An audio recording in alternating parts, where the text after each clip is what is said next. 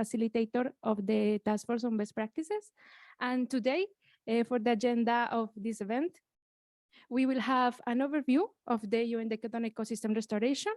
Then we will provide updates and information about the role of the Task Force on Best Practices, the ongoing activities, the main achievements to support this decade. And after that, we will have two speakers who will provide we will give you more details about two of the key products that the task force is currently developing, and you will have the opportunity to provide feedback, comments, and questions after the presentation of these two products. So in order to start, I give the floor to Christophe Besacier.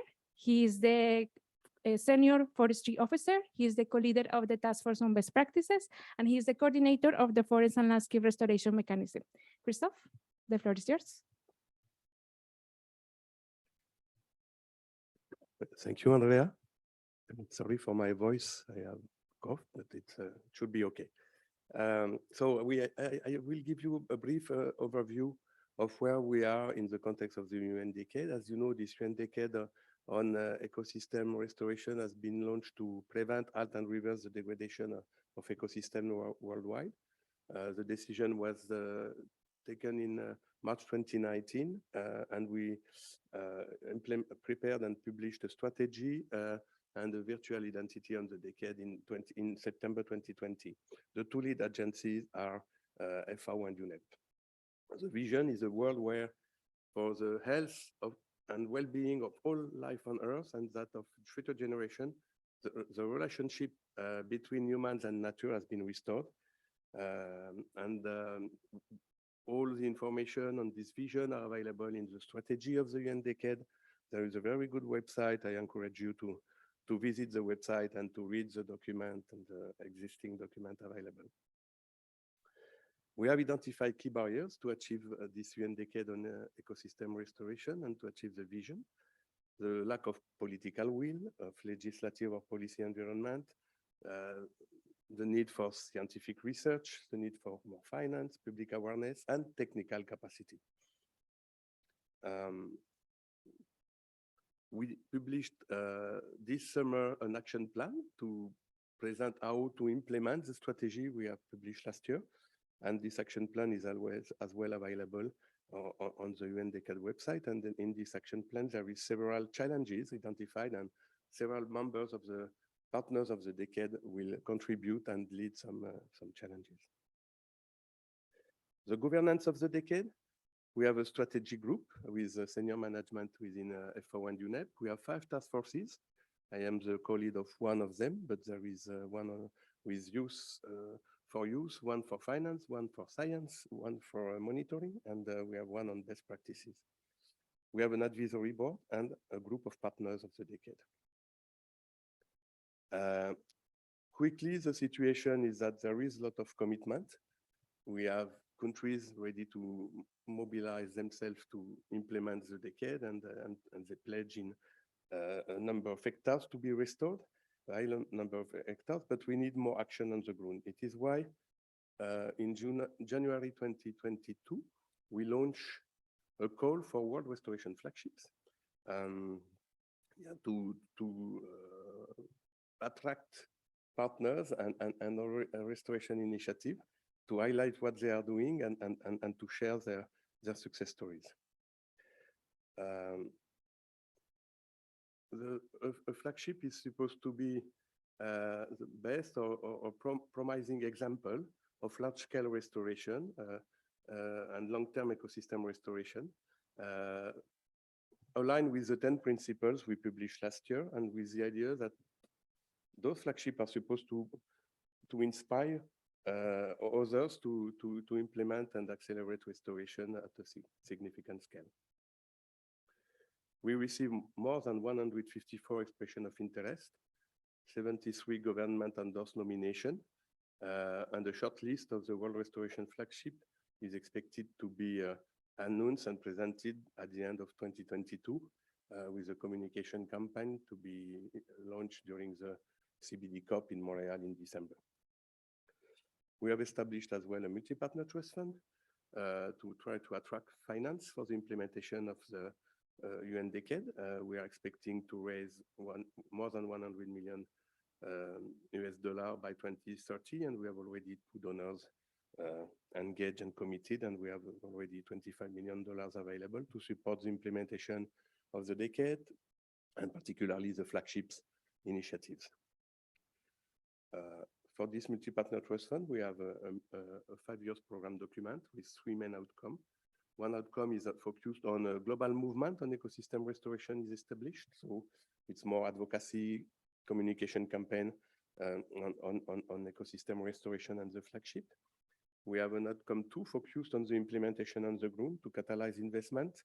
And mainly the money will go through the flagship initiatives already selected. And finally, we have an outcome 3 focused on monitoring and reporting to measure the result and the impact of the UN decade. As said, we have 5 task forces, and FAO is leading the task force on best practices and the task force on monitoring. And now I will jump more in detail in the task force on best practices, because the products we will present to you today are led and prepared under the umbrella of the task force on best practices. So our task force is a group of people, 277 members from 119 different organizations. And we have terms of reference with several activities in our portfolio.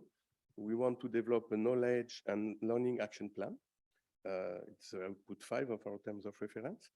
And in this knowledge and learning action plan, we want to draft few terms of reference of flagship knowledge products that are part of this knowledge and action plan.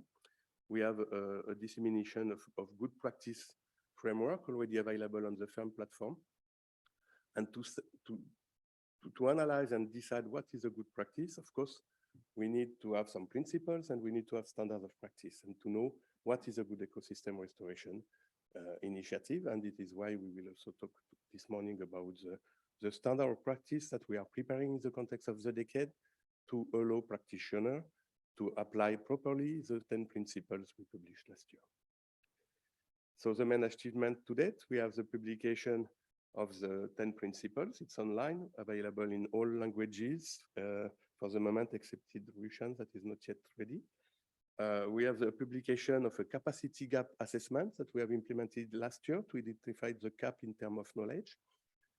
And we have a framework for dissemination of good practices available on the framework for ecosystem restoration monitoring registry that is led by the Task Force on Monitoring.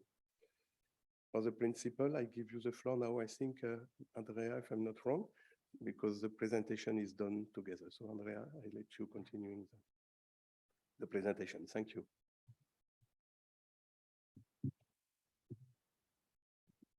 So thanks so much, Christophe. So regarding these principles, the principles for ecosystem restoration, as Christophe mentioned, were published last year in September. And these principles are the result of a collaborative effort.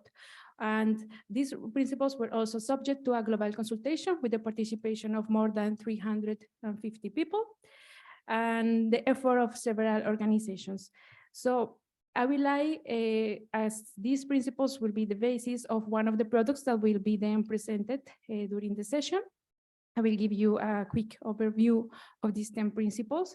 Here, this is the summarized version, but then here I will give you a bit more details so that you can learn more about them. So principle 1 defines ecosystem restoration, that ecosystem restoration contributes to the UN Sustainable Development Goals and the goals of the Rio Conventions. Principle 2, ecosystem restoration promotes inclusive and participatory governance, social fairness and equity from the start and throughout the process and outcomes. Principle 3, ecosystem restoration includes a continuum of restorative activities.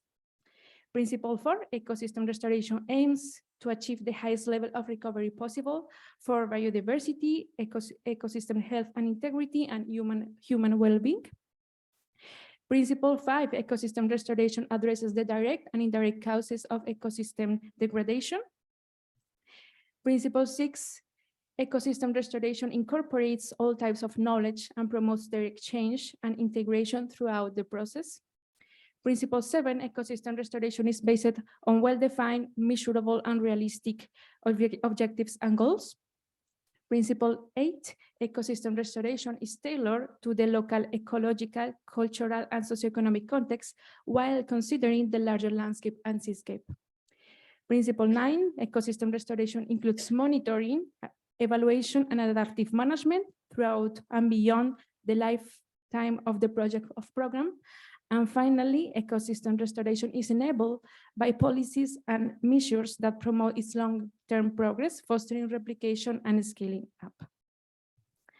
So the second product that Christophe also mentioned is this global capacity needs assessment. We published the summary of the key findings of this assessment also last year. And according to this report, there are 4 key priority areas for capacity development that currently we are addressing, and this will be also explaining like how we are now addressing the gaps identified. So these priority areas are financing, stakeholder engagement, technical capacities, and policy. So during the presentation, you will get more information on how we are trying to address these priorities. Regarding the third effort and one of the achievements that the task force has accomplished is that last week we launched the framework for collection and dissemination of good practices.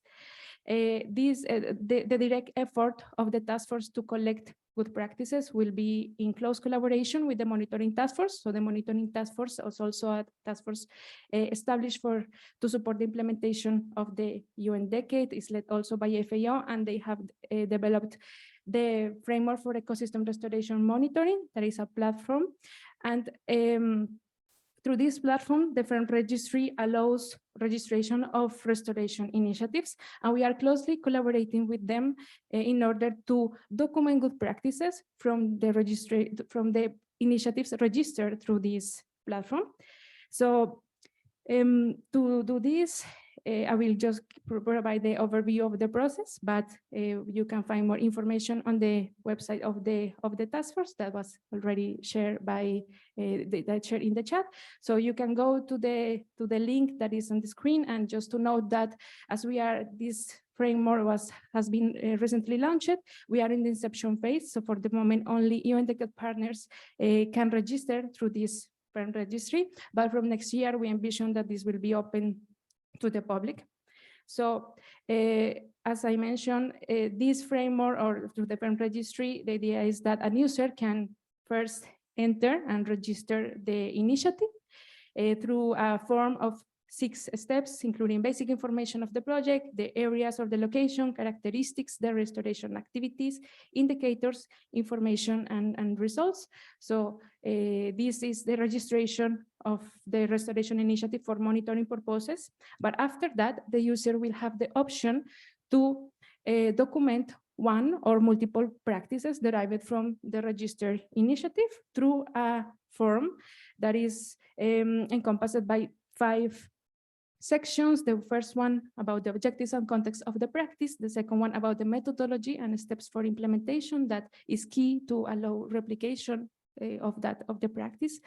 Then the key factors, lessons learned and constraints, then the impacts, the benefits and the validation, and finally additional resources that complement the information in order to facilitate the replication of the practice in other contexts with similar goals. After one or multiple practices are documented, then a review process will be followed and will be done or developed by the task force on best practices. We are organizing a review panel specifically to this end, and this will be based on the 10 principles that I just presented. These principles will be transformed into criteria to assess the good practices. For the practices that will be approved or endorsed by the task force, then they will be published on the platform, on the FAO platform. So currently, what we are doing, what are the efforts that the task force is currently focused on? So the first one, based on as a continuation of the 10 principles for ecosystem restoration, the task force is developing standards of practice for ecosystem restoration in partnership with the Society for Ecological Restoration and the Commission on Ecosystem Management from the IUCN. So these, as I mentioned, are derived from the 10 principles and are also based on a stock taking of existing standards of practices from all restorative activities, biomes, and regions. And it's also based on a global consultation that was recently launched, but then more details will be provided during this session. The second product is a capacity, knowledge, and learning action plan that is based or is derived from the global capacity needs assessment. So the key gaps identified are the basis for this action plan, but also a stock taking of knowledge products and for existing knowledge products and capacity development initiatives. And for this, we are also developing or conducting targeted consultations. And finally, regarding the operationalization of the framework for disseminating good practices, besides fostering or encouraging the collection of good practices through the FAO registry recently launched, we are also fostering collaboration with other platforms that also collect and disseminate good practices. So for this, this is an effort like that we really want to promote with them. And for the moment, we are collaborating with WCAT, Panorama Solutions, and GoPro4, and the FAO registry. And how we are trying to promote this collaboration on the UN Decade Hub or the UN Decade website, a section, a dedicated section on good practices will be featured, where the profiles of these collaborating organizations will be included, so that we provide guidance to the user about the focus or what each of these platforms provides. And in addition, we are also working on the development of a common search engine so that we can link all the practices collected by all these platforms, so that we facilitate the access and the search by the users according to their specific needs. So this is more or less how we envision that this common search engine will look like, but this is an ongoing activity. So to give you more details about the process to develop these standards of practice for ecosystem restoration, I invite James Hallett. James is the vice chair of the Society for Ecological Restoration and is an affiliate professor of the University of Montana. James, you have the floor.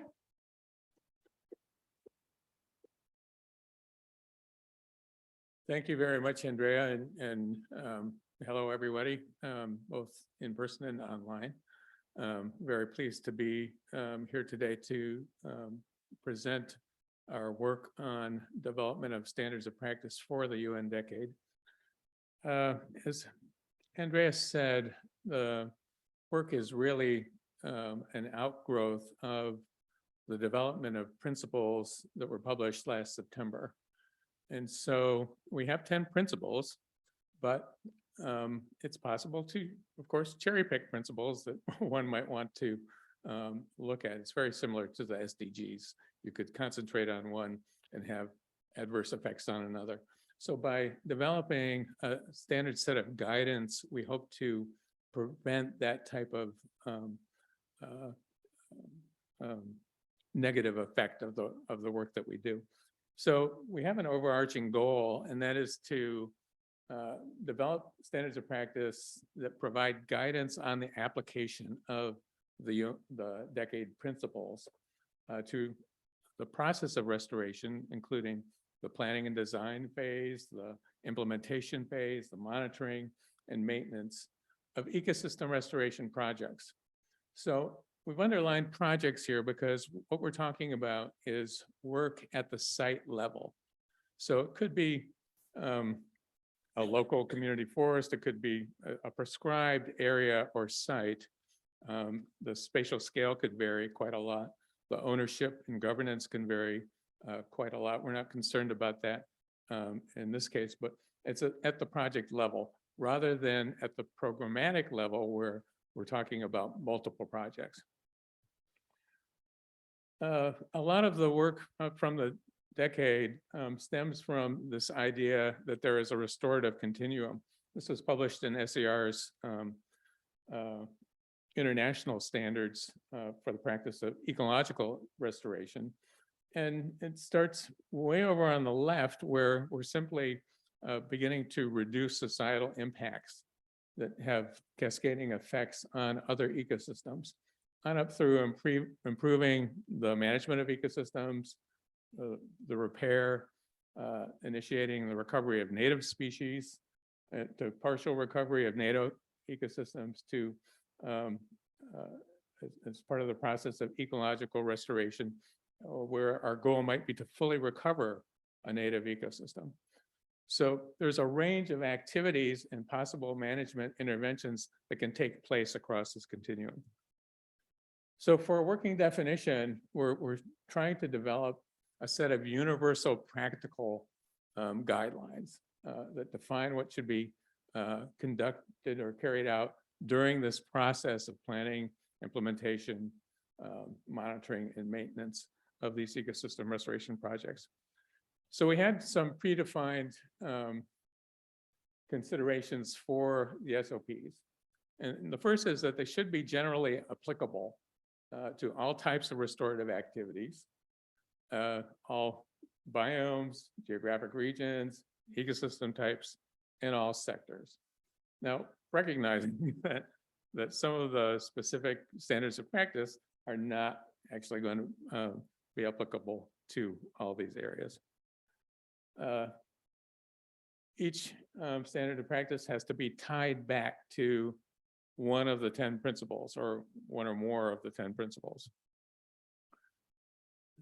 We, as another predefined, that the standards of practice had to be based on existing standards of practice.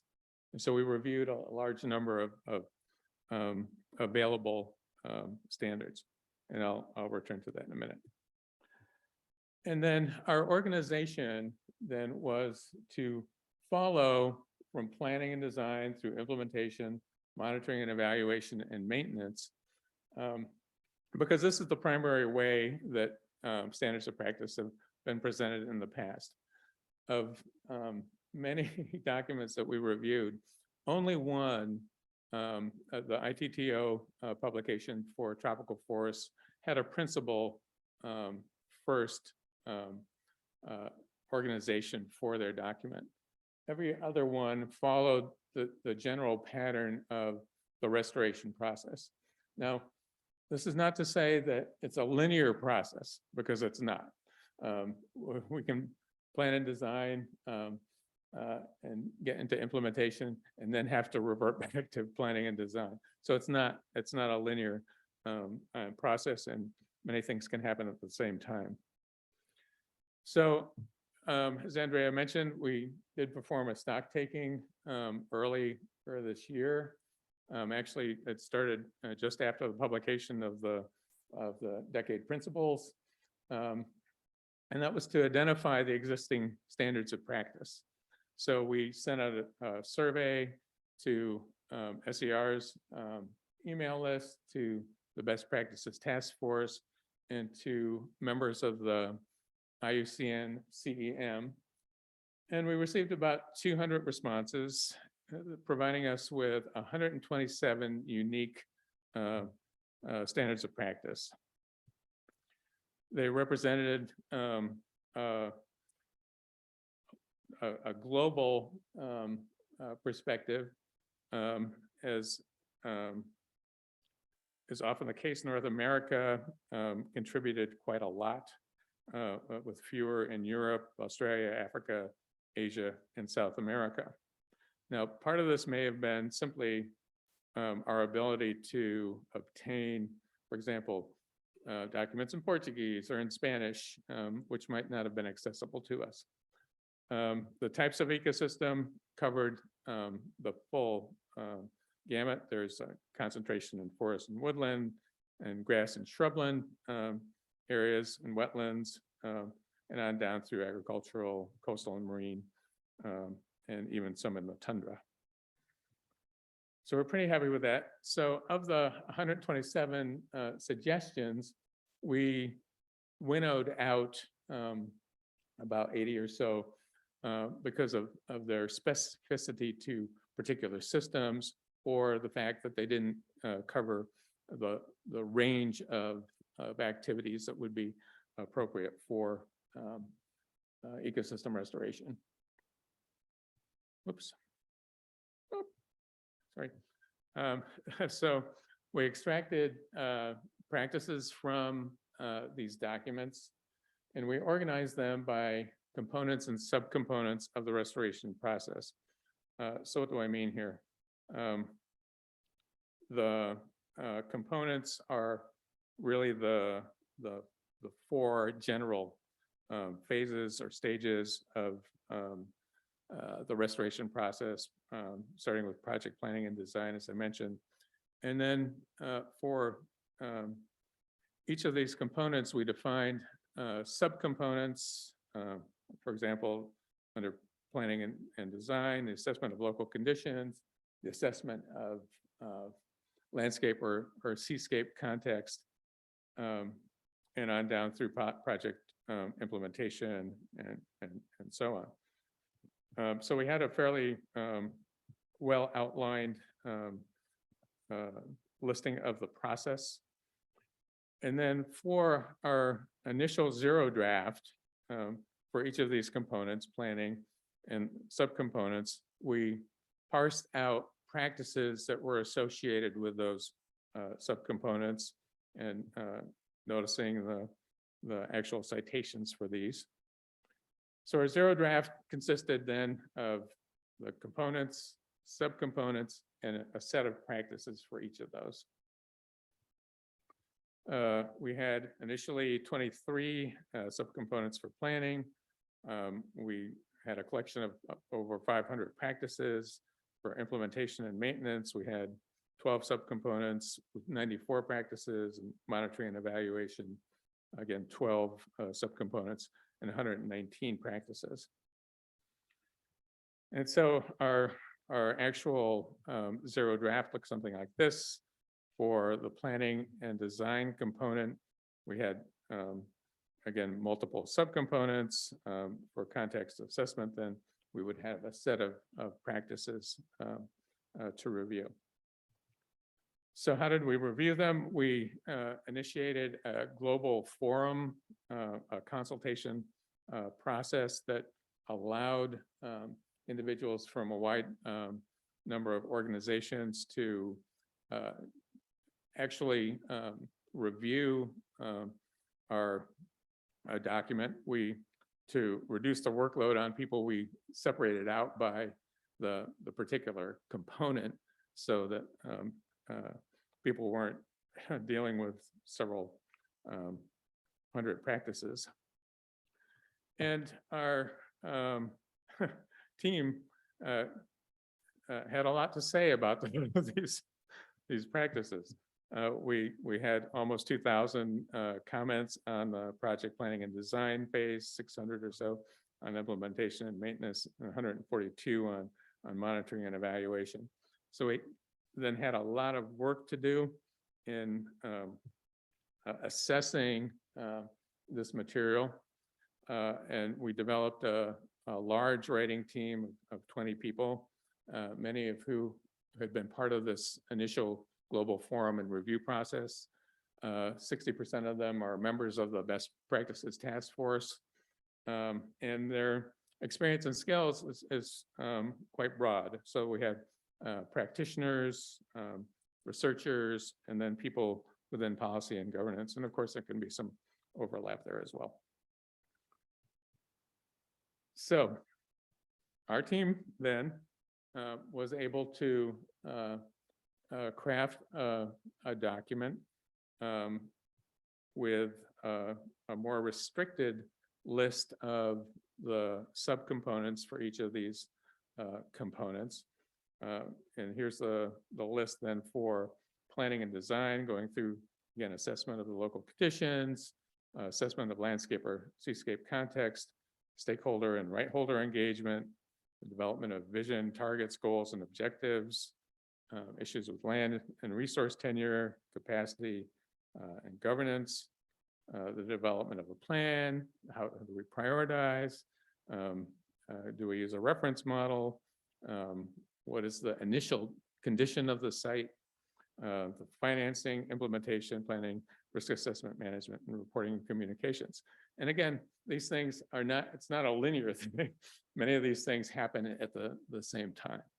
And I'll point out that some of these subcomponents are appropriate throughout the restoration process. So stakeholder and right holder engagement occurs through implementation and monitoring, and then of course in maintenance. So for implementation, we had a smaller subset of subcomponents, including compliance with laws and regulations, again, stakeholders, suitability and safety. So all of the things that need to be considered in the actual implementation. And again, stakeholders and communication and reporting being key repeated steps.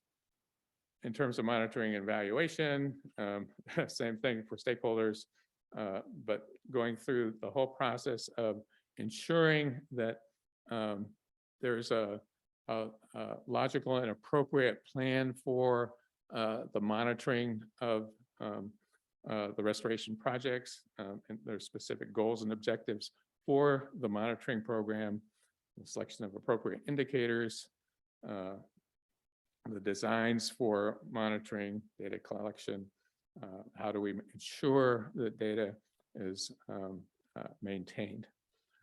And then finally, the maintenance component, which considers the ongoing management of the project.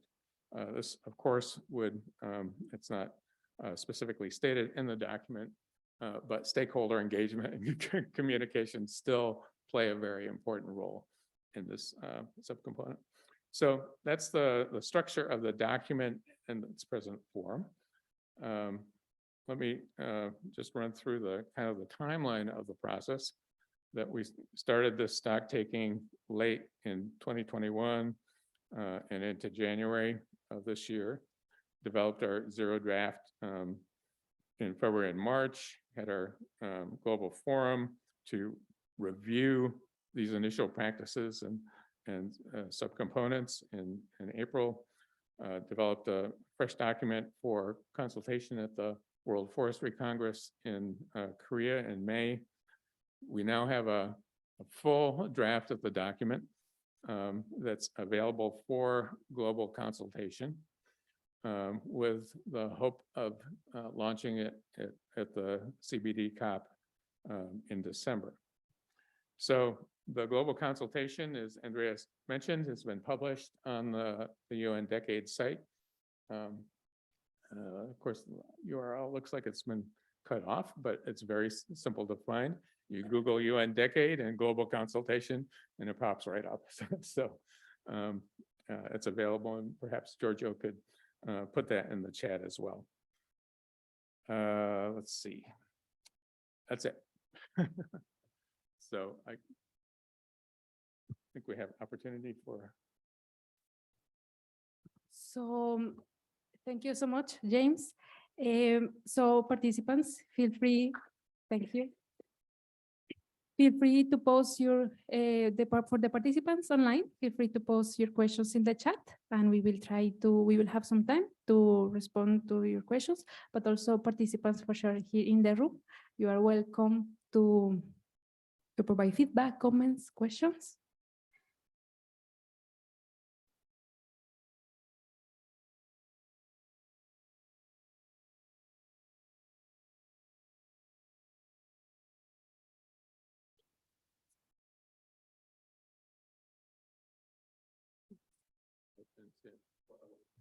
Yes, here we have it. So why is so important maintenance component has only one activity? That is the key component to ensure that somebody carries out the activities after the restoration.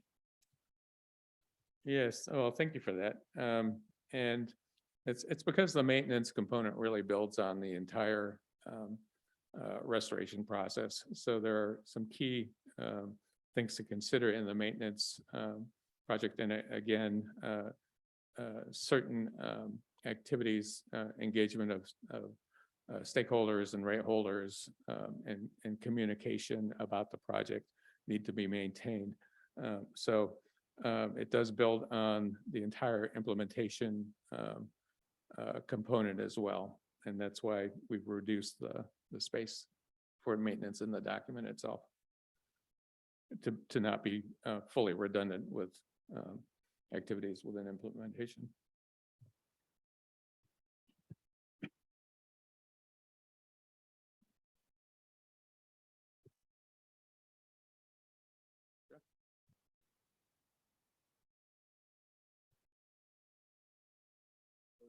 After the publication and the launch of the document in December, what is your vision for the dissemination of the standard practice, and what kind of tool we could develop to make this document really interactive with restoration practitioners to help them to improve their activities?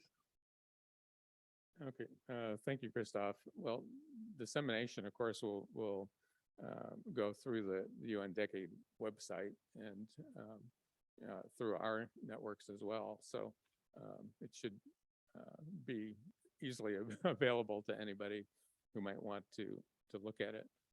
One of the issues will be initially that the initial version is in English, so it may take some time for translation into other languages. But more to your other point, how do we make this really a working document? It can't be static because things change over time. We think we have all of the major activitive included in the document, but accessibility is a concern. And so there have been suggestions for multiple types of tools that people can use to assist them in the overall restoration process. But there've been suggestions, and so from different groups that have different interests in the process. And so how we can provide access to these tools in a way that is appropriate to the process is something that we'll have to work on over the next coming weeks after we finalize this product, because we have had a lot of recommendations for tools. But then there are other possibilities for how to disseminate. For example, we've had suggestions that we provide additional documents for indigenous peoples, which are directed specifically at those types of restoration activities that might take place, or management activities that might take place.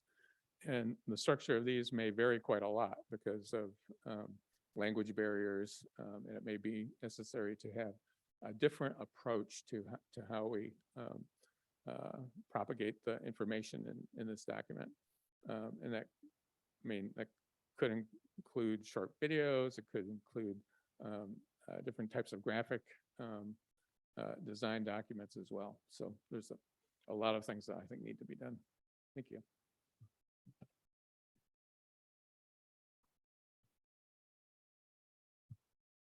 Thanks for the presentation, Jim.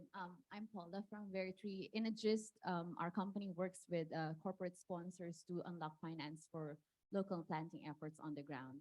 And my job is, I scout every projects in the world for restoration. And the initiative that Andrea presented earlier in terms of having a database on the good practices is very much welcome. I commend UN Decade for working on that.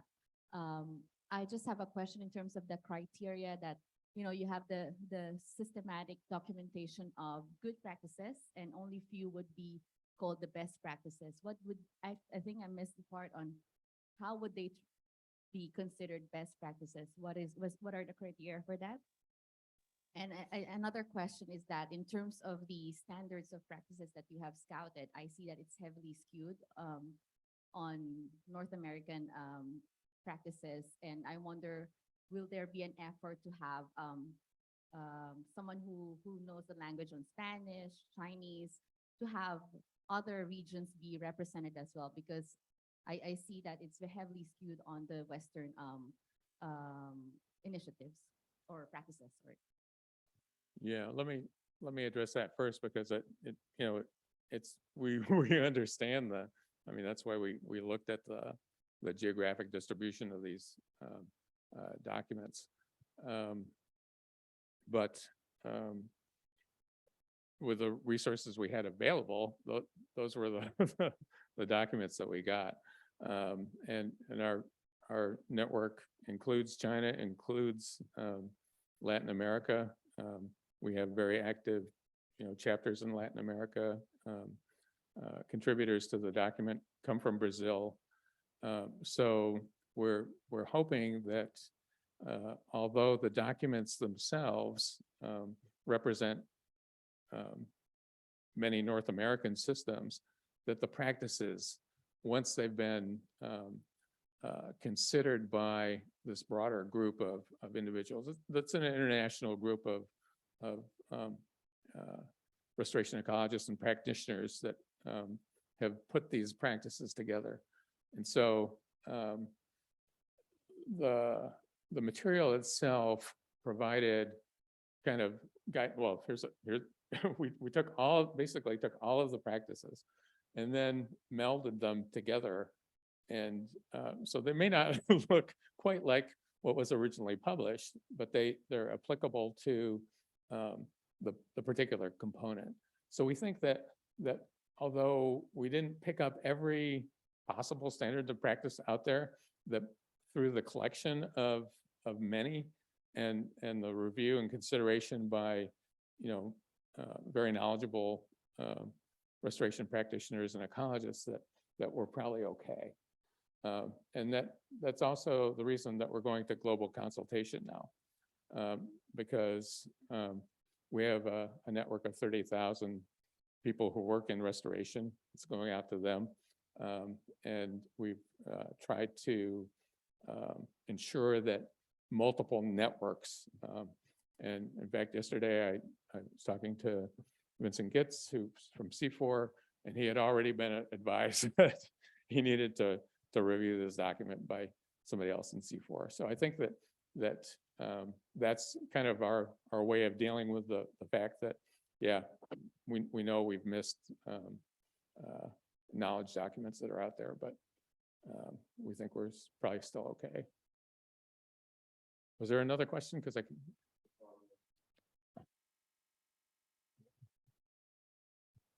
Yes.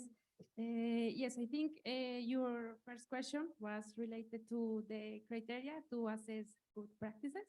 So indeed, we are also using the 10 principles, as I mentioned, to do that. So each of these principles are applicable to projects, programs, and initiatives, but we are building on them to get criteria. So for instance, we are currently refining the review process with the review panel that will follow after the submission of these good practices to the recently launched platform, the FAO registry. And for instance, so we have a specific criteria. We are developing an assessment sheet for the reviewers. So for principle 2, just to give you some concrete examples, for principle 2, that is about participatory governance. So how the practice implemented participatory approaches, how the practice integrated different types of knowledge, if the practice also contributed to achieve a specific objectives and goals of the restoration initiative, how the practice was validated. So this is, for instance, principle 9. So this is like what we are developing with the specific questions that each of the reviewers will assess. Thank you. So, and we envision like a minimum score for each of these criteria. And like for each of the criteria, at least a practice should get this minimum score. And after that, the ones that have like the determined score, then they will be approved and then visualized. but I think there is more information in the in the website of the task force. But I think is that clear? Forestry is very much welcome to be registered as a partner of the decade and to propose good practices if you have good example with the private partners. We are really need partners like you jumping in the process and providing good practices. Thank you. I think we have time for an additional question that we received in the chat. And it is, one of the most difficult aspects of restoration is the long-term economic sustainability. How to generate income so the restoration becomes economic sustainable. I believe this is one of the main failures. How does these principles or standards include this major challenge?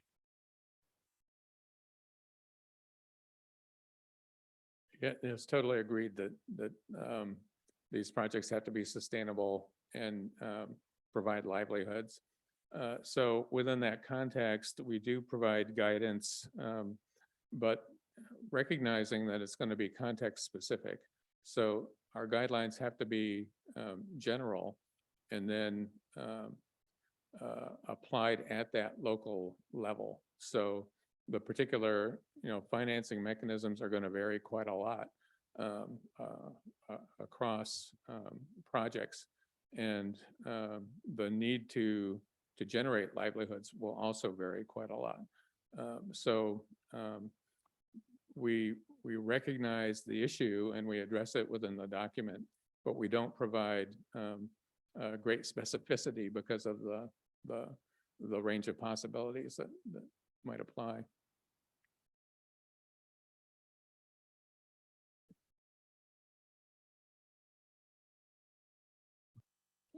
Okay, so if there is no more questions,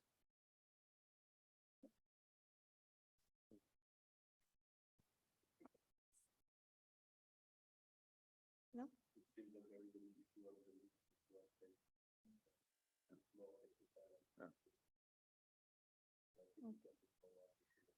Okay. Okay. Thank you so much, James. So I think it's time to move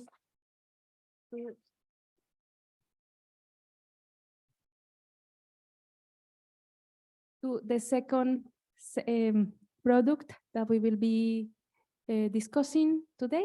So for this, I welcome Robin Chazdon. Robin is a research and consultant of Restoration International and at the University of the Sunshine Coast in Australia. So Robin will provide more details about the capacity, knowledge and learning action plan for the UN decade, so where we are, and also we will have like time for discussion for this product. So Robin, the floor is yours. Thank you, and thank you all for attending, and also to the people who are connected online. I'm going to give you a bit more detail on what we're doing with the development of the Capacity, Knowledge, and Learning Action Plan.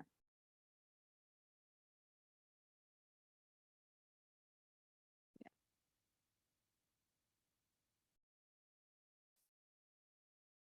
Great. So the main objectives we have in creating this plan are to replicate or extend existing programs, but also to promote dissemination of knowledge about existing programs and sharing of information. We also have prioritized identifying gaps where knowledge products or capacity development initiatives are needed. And these are pervasive across society. And we are also elaborating terms of reference for priority products or initiatives to be developed, and we're calling these flagship products. There have been a lot of people contributing to the task force, so I just want to acknowledge the large team that has been contributing all along to these efforts from many different countries and organizations. So when we talk about restoration capacities, we're really talking about enhancing these system-wide. We're targeting everybody on the planet. And that extends from the focus on enhancing the capacity of individuals to perform better and do their jobs better and understand how they can contribute to restoration, but also to have the functioning of organizations be improved and raising the capacity of how people are working within organizations.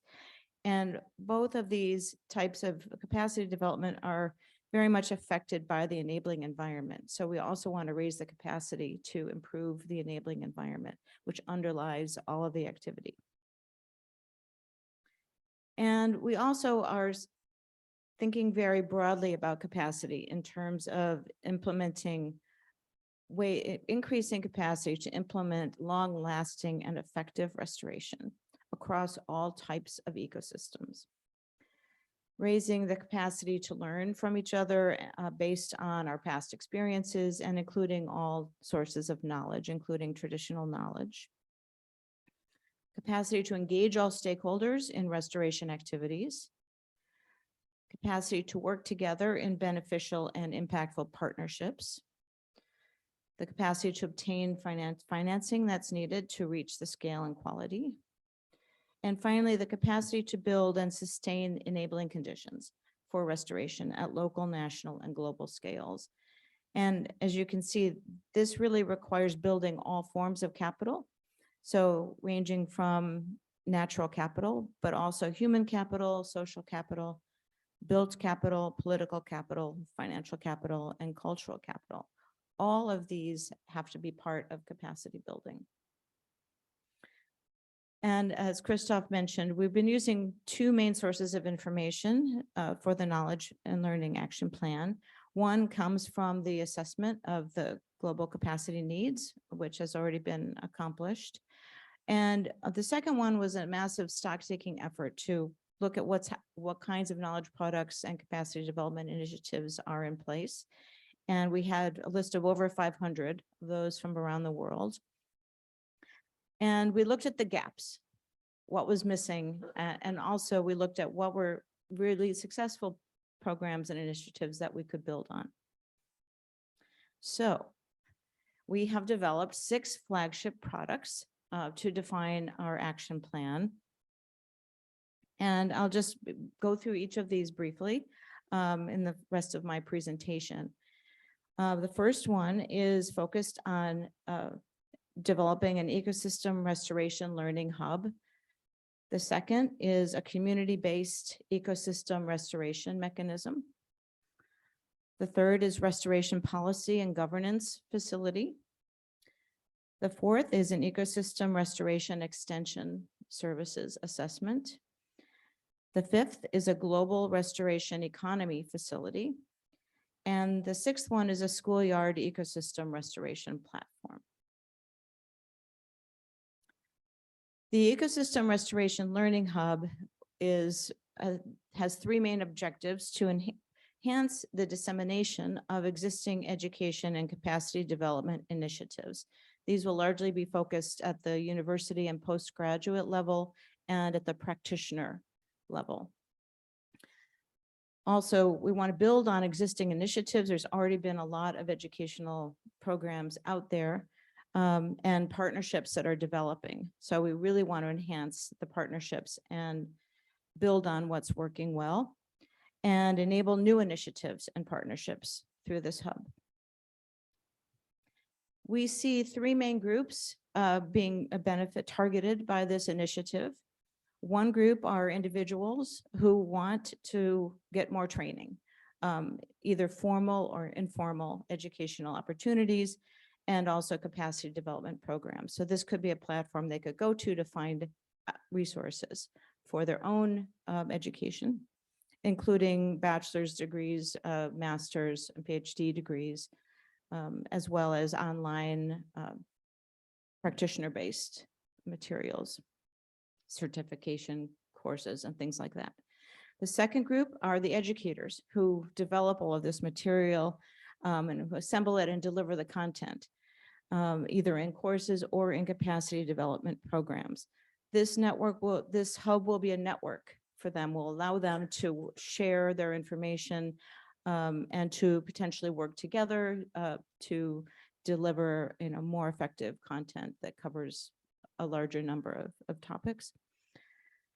And third, we see this as a resource for organizations and government agencies who want to develop partnerships with educators who can deliver capacity development programs for their staff or to other groups that they may be working with.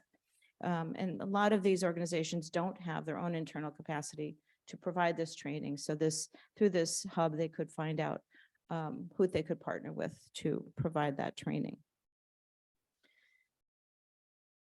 The main functions of this hub will be to serve as a repository and a clearinghouse for information and resources regarding all kinds of networks about restoration education, partnerships, and communities of practice focused on capacity development.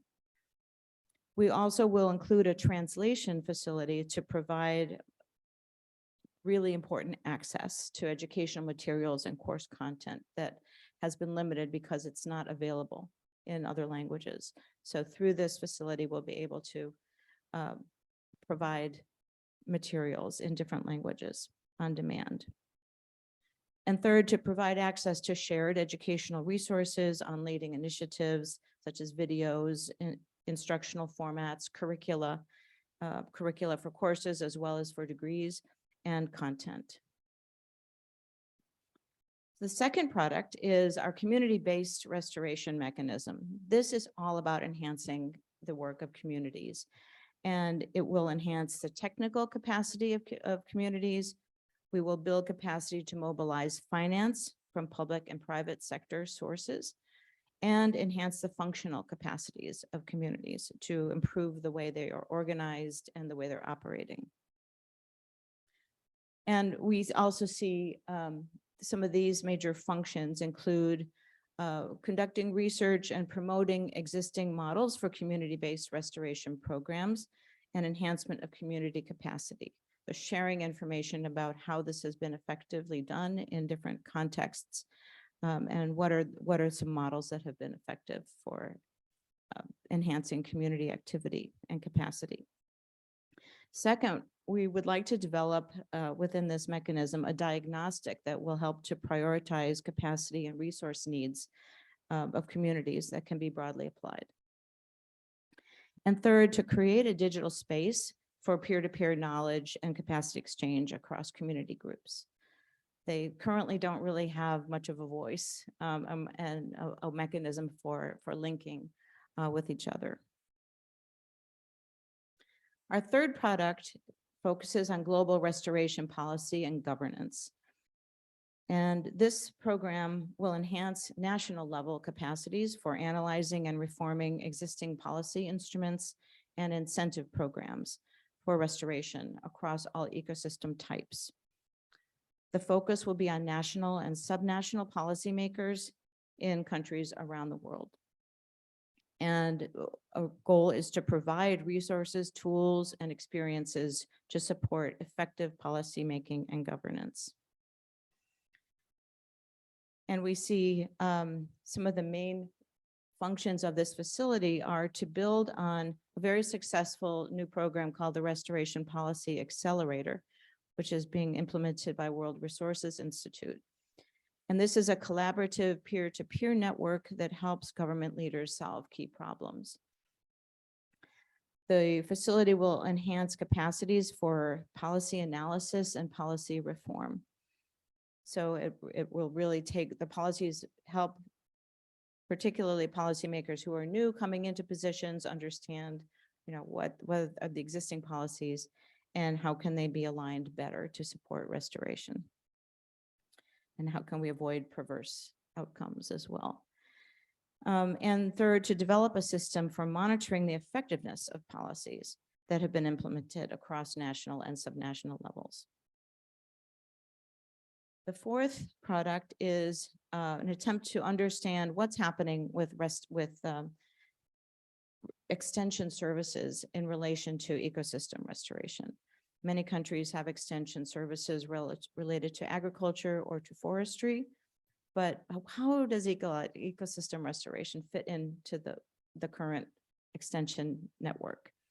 It's often left out, or it's called something else, and it's not clear what is being delivered to the targets. So we want to conduct an assessment of existing extension services in different regions of the world to determine how to best integrate restoration knowledge and practice into their mandate. And secondly, we want to consider how to build capacity for more holistic and inclusive models of ecosystem restoration extension services that are really reaching the right people, including community groups. And third, so this would be accomplished through establishing a restoration extension task force to conduct the analysis. And we might start to do that in one region and then work to other regions of the world. The fifth product is a global restoration economy facility. So this gets at one of the previous questions about how do we make restoration economically viable activity so it sustains in the long term. This would be a multi-sector facility, including private sector, NGOs, researchers, and government organizations. So a true opportunity for all of these groups to work together. One of the objectives is to build capacity for projects to develop bankable business models for ecosystem restoration and to drive innovation and entrepreneurship in the sphere, in the restoration sphere. And we also want to include modelers so that they can work to develop economic models that are tailored for the particular context to achieve desired benefits that are aligned with restoration activities and approaches. So before embarking on an endeavor, what is the best information we can get from modeling? What kind of economic benefits would derive from particular kinds of restoration programs? And that includes both understanding the costs and the benefits of that activity and how it could be providing income in the future. So we also see 3 target groups for this initiative. One group are project implementers who are developing self-supporting restoration projects based on a production model. The second would be funders and investors who are seeking to fund projects that have already a well-developed business plan based on a robust cost-benefit analysis. And third would be the researchers who could develop economic models focused on delivery of ecosystem services and including goods and services from restoration activities. And our final product is reaching out to children in primary and secondary education. And this platform will provide a digital space for sharing educational initiatives and materials with the teachers. The materials are focused on primary and secondary education, and also programs for hands-on learning for school children. The platform would also provide tools to develop youth stewardship and engagement programs in ecosystem restoration in communities and in community groups. And finally, I think it's really important to focus on adapting materials that are made available to other target groups and adapting those to primary and secondary students. That takes a lot of skill. And once those are adapted, they could be translated and provided through this platform. So we really welcome your feedback. There's a lot that I presented. Like I said, we're trying to cover all the bases for the UN decade. So we have a very ambitious set of flagship products. And in our final draft of the action plan, we will engage input from potential partners. We're already having consultations with them, and we'll propose a tentative structure for coordinating the engagement of the partners with FAO for each of the flagship products. So thank you so much, and we hope you have some questions.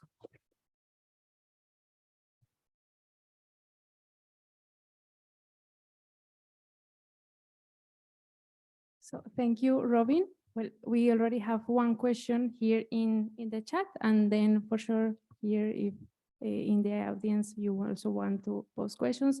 So we have a question: how do you envision to involve indigenous peoples in product number 2? So, Robin, I'll give you the floor. Thank you. That's very much part of the focus, and the partners that we have already been consulting with work very much with Indigenous communities. This includes RICOFT in Asia, and also the Asia Peoples Organization. So that's at the core of the kind of activity we want to do. We don't want to restrict our work to Indigenous communities, and there's also communities that are sort of part Indigenous. So we really want to reach out to all different types of communities and give them an opportunity to assess what they need best and how we can best provide for those needs.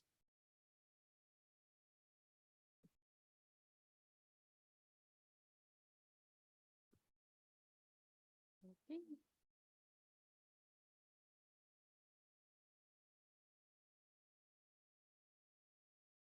Thanks, Robin. And first, I'd like to comment on the, putting emphasis on helping practitioners on creating bankable funding projects. And, my observation is that there are a lot of organizations who are doing good things on the ground, but they're not able to put that in terms of something that would help them unlock finance, from other sources. I just have a question in terms of the products. Will there be something that would capture also capacitating corporate partners? Because I'm a forester, and I work with other sectors, but there's a gap of language. To me, I would, in a quick example is that first we talk about hectares. They look at restoration in terms of number of trees. We talk about science-based, but they ask us like, what is science-based actually? There are a lot of language barriers, I'd say, when I speak to corporate partners, when I know, when we talk with my kind here, as a forester. So I'm just curious that if this kind of what do you call this, a gap would be captured in one of these products. Thank you. Thank you so much for bringing that up. That is indeed a gap that we identified and a gap that we've been aware of for quite some time. It's not directly addressed by these 6. We could consider thinking about a 7th flagship. I mean, there's no specific number that we have to stick with. The mechanism for that is a little bit unclear. I mean, I think some kind of a peer-to-peer network is potentially the most effective, because I think company executives are more likely to listen to what other executives have to say than to what a scientist might have to say, for example. So I think that might be something almost parallel with the way the third one with the policy might be working to create a space for that interaction and for bringing in people who can explain this. And 1t.org has been doing that with their corporate partners. So there's already a good example of that happening, but perhaps that could be broadened to include a larger number of companies.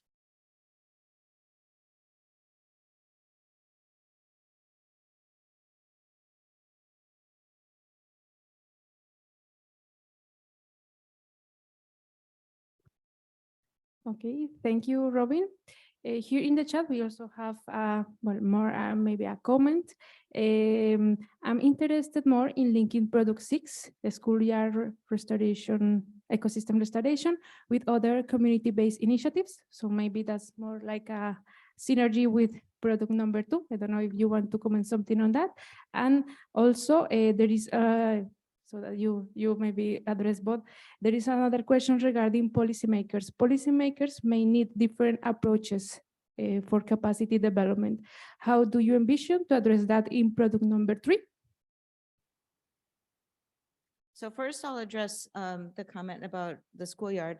yes, indeed, there is a big linkage between that one and the second one on the community-based mechanism. And we're thinking about one of the common denominators there is at the family level, having, providing some activities for families to do that may follow up on what the kids are learning in the classroom, or may be generated from the community projects where the kids have a specific role to play. So I think that there's a lot of opportunity for bridging what happens through a school-based curriculum or after-school type programming and what's happening at the community level. And that's very exciting to explore where those synergies can be. Regarding the policymakers, absolutely. The way the policy accelerator has been working has been quite successful in that there's a one-on-one relationship that's developed with the policy team in different countries. And a lot of trust is built in that process. And they have mentors who have been working within those countries who help to provide a lot of the background information and bridge the work.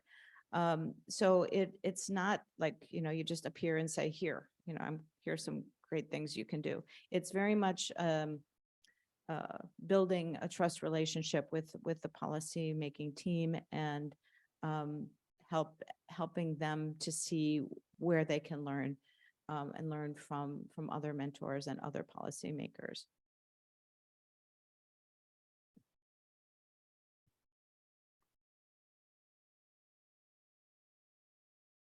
Thank you. Is there any other question that would you like to raise?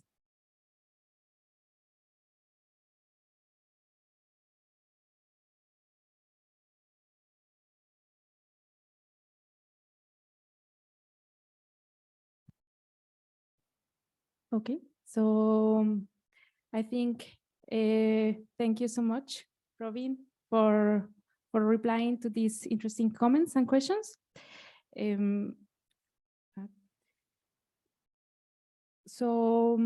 For this, I reiterate the invitation to participate in the global consultation on the standards of practice for ecosystem restoration. And I give the floor to Christophe Besacier for the closing remarks. Thank you. Thank you very much, Andrea. First, thank you to all participants in the room online for the very interesting feedback questions. As you have understood, we need you. We need you for the feedback on the standard of practice, but you are also possibly head of networks, so don't hesitate to disseminate this global consultation for the standard of practice to your networks. To the more we will have feedback, the better the document will be good and inclusive in terms of vision of a different group of stakeholders. So we need you for that. We will need you for the dissemination of this document and the next step of the application of the standard of practice on the ground. We need you for the knowledge and learning action plan. The publication in December, it's just a step, but as you have seen, we have 6, maybe more flagship knowledge products that we want to develop. And the group of actors to be engaged in those knowledge flagship product is not closed. So everyone is welcome to jump in one or several flagship knowledge product. So the door is open to be an active member of this activity, of this future and the future activities, the development of those knowledge flagship products. So, and we need you to share your good practices, because we have launched now the framework on the FAM registry. Currently, we are in a pilot phase with the partners of the official partners of the UN Decade. It's easy to become a partner of the decade. You just need to submit, I said to Very3, for example, if you want to be an official partner of the decade, you just submit your interest to the UN Decade group in UNEP. There is the secretariat of the UN Decade, and And the members and the strategy group, FAO, UNEP, we are just checking that there is no particular risk to have you on board, but generally the answer is yes, you are joining. And when you are a partner of the decade, you have access to the firm platform to register your initiatives and to fill the form for your good practices. So we want to have the maximum of good practices because the success of the decade will depend on the global movement and our capacity to share the global knowledge available and the local knowledge available. So the more good practices we will have in the database, the better the practitioner will be able to learn to move forward with better restoration initiatives. So again, we need you. Thank you for your participation. Disseminate all those information through your networks, and see you soon for the next task force meeting. Maybe we have the 11th of November. We will have the task force meeting before the final publication of the document. We will present the final version before the launch at the CBD COP in Montreal in early December.